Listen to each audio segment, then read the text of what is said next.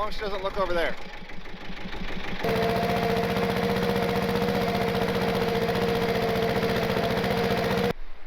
Just kidding. If anything, she'll just be mad that she didn't get to ride with me while I did it. But here it is. This is 1948 Willys CJ-2A. This is my third Willys. My first one I bought, it was kind of built up, had a V-8, all that, and it was done horribly. And I ended up selling that one. My second one was redone amazingly well, which was kind of its downfall for me because it was completely original body, everything way too nice.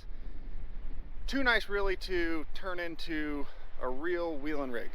Great for cruising the Forest Service roads, but I have like 15 other vehicles that can do that.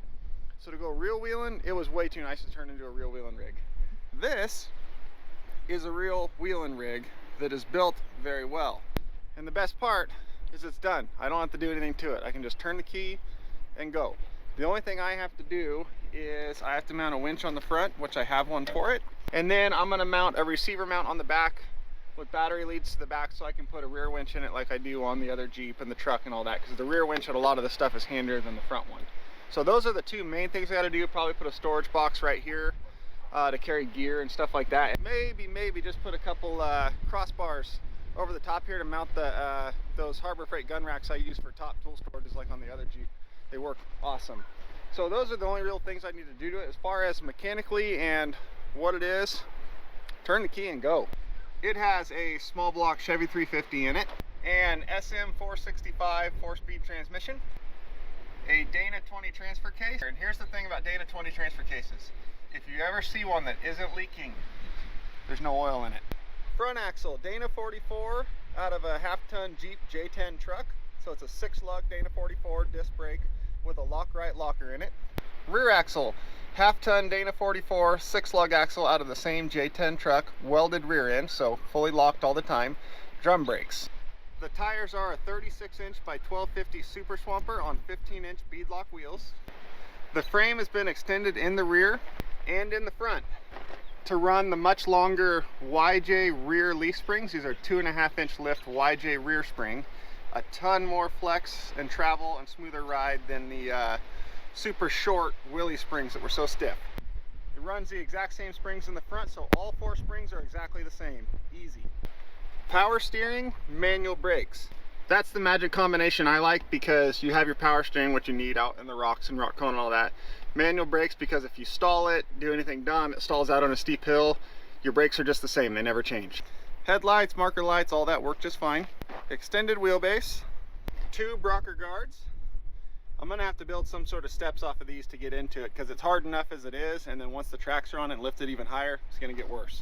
Handy modification for tall people. The wheel wells are cut out and boxed in. That way you can move the seat back into it and a tall person can actually fit. I'm 6'4", that's very much appreciated. Flat fenders have been replaced by an actual tube fender.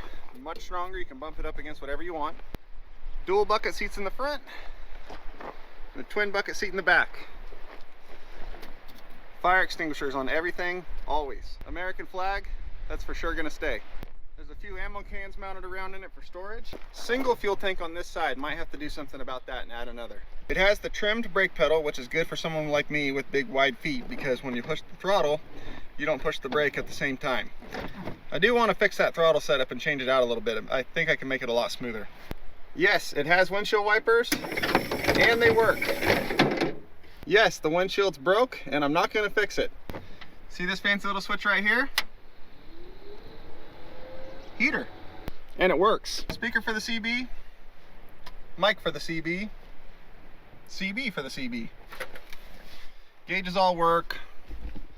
Tail lights, brake lights, all that work. Has this nice big roll cage that goes all the way out to the back and covers the rear seat area, which is very important for me. Bikini top. So it's been tipped over. This windshield frame got bent back. That's what broke the window. And as you probably noticed by the intro there, that's probably going to happen again, so I'm probably not going to fix this. So the biggest comment I've got about it so far, you're going to freeze. 2 things. 1, I like the cold. 2, it has doors, plexiglass sides, and a rear end for it, fully enclosed. I'll try to splice in a picture right here from the old owner. I'm going to steal it off his Facebook or something so you can see what it looks like with the top on it.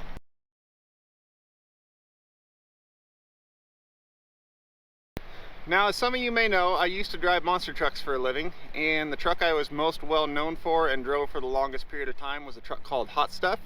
It was a red Jeep bodied monster truck. It was built back in the 80s. It was, I think, like the 4th or 5th monster truck built. It's one of the originals. That truck was a straight frame, leaf spring truck, front engine, 2 seats in it just like this. It was an old school monster truck at its best. So originally it was a red chassis and a red body. But for a while there, we changed it up and turned it to a black body with red accents and left the red chassis. I'll put a picture of that right here.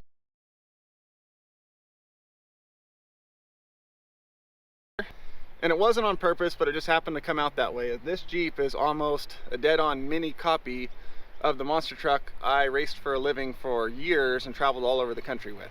So I don't know whether to call this Hot Stuff 2.0 or, since it's half size, Hot Stuff 0.5. So needless to say, I'm very happy with it. I think I am going to put the tracks on it.